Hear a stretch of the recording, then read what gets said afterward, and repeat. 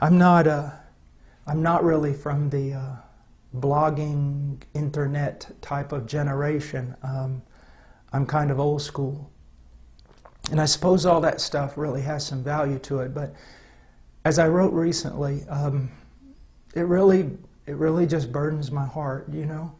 You see all these young men blogging and fighting over theological nuances. And in a way, many of them haven't lived long enough to even know or at least experience what they're talking about. And we'll sit there and we'll fill up the internet with this kind of stuff when there's literally billions of people who have not heard the gospel. I mean, it's insane. If you're listening to this and you're a young man, this is probably not your time to write a book and change the world or have a blog that gets hits from all over the planet.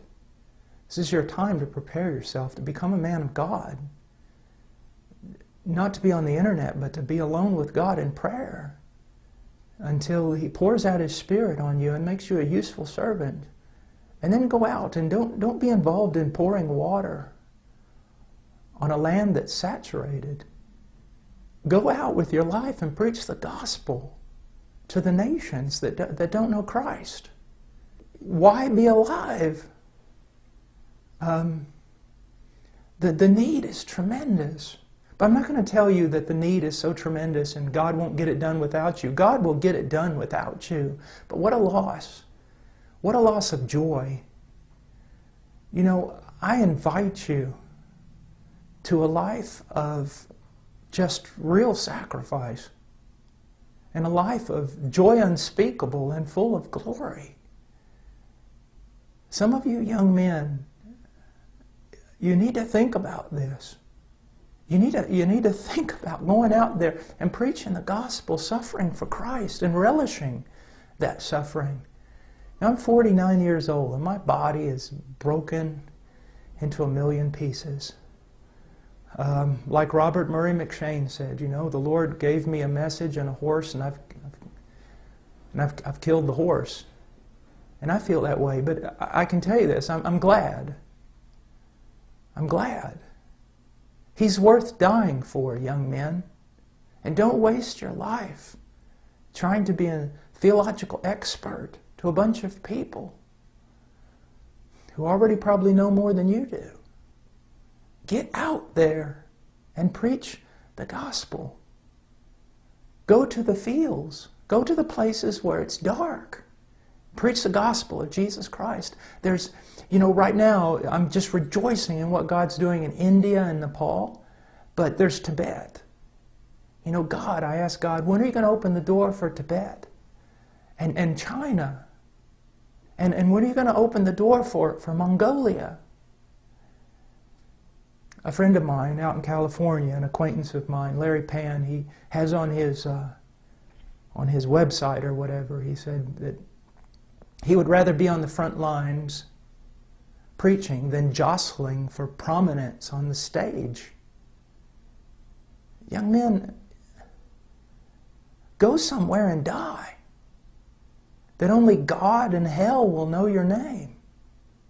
God because He loves you, and His Spirit is powerful upon you, and hell because hell hates you. Go somewhere and preach the gospel.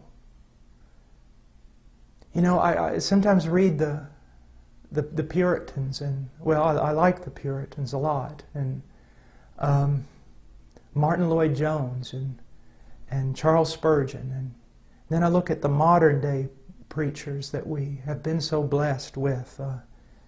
You know, men like John MacArthur and John Piper and Joel Beakey and so many brilliant men, Wayne Grudem and all these men. They're older men and they've studied a lot and God's given them a voice. Young men, don't try to be them, at least not now. And don't think that America needs you so much. You know, it's better to sometimes to be a, you know, if I preach in the United States, I'm just another preacher. But to go overseas and preach where no one's preaching, even if you're as pitiful a preacher as I am, you're the preacher. Go somewhere where John MacArthur and John Piper are not,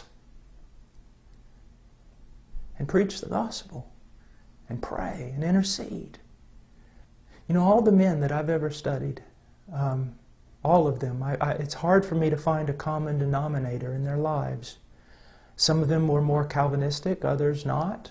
Some of them were well-known and seemed prosperous, and others seemed to die as martyrs and no one knew their name.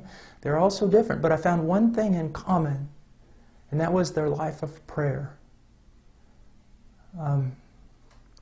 Prayer, enduring, persevering prayer. You know, who cares about what man knows your name? You know, the question is, does God know your name? And secondly, does our arch enemy know your name? Does he hate you with a great hatred?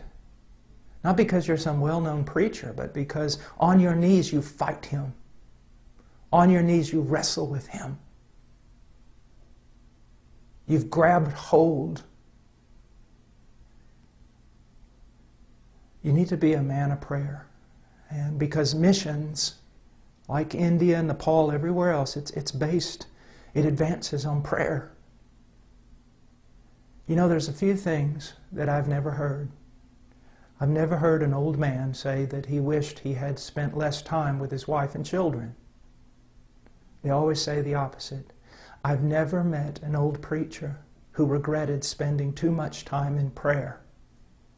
But just about everyone I've ever met has regretted not spending enough time in prayer.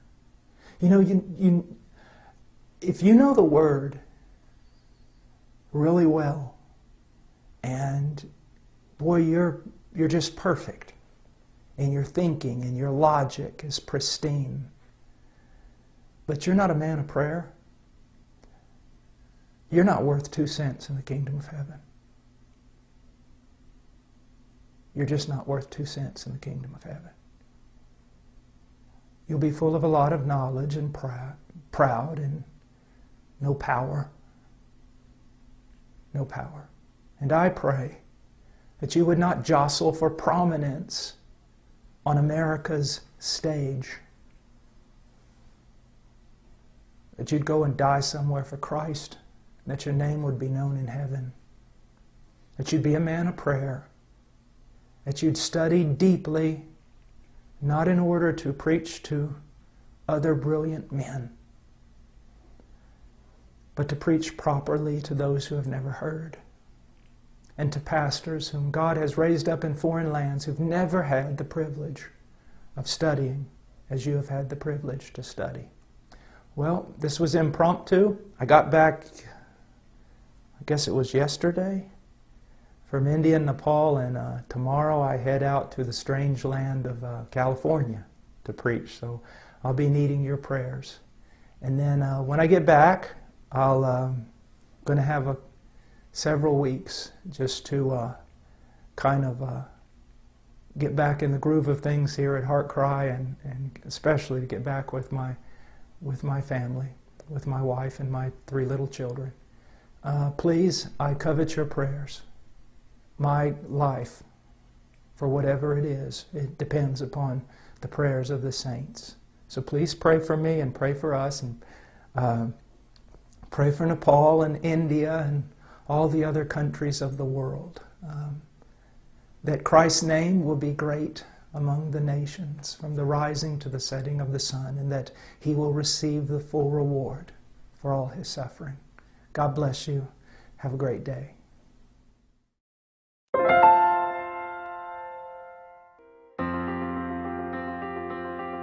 Please visit our website at heartcrymissionary.com. There you will find information about the ministry, our purpose, beliefs and methodologies, and extensive information about the missionaries we are privileged to serve.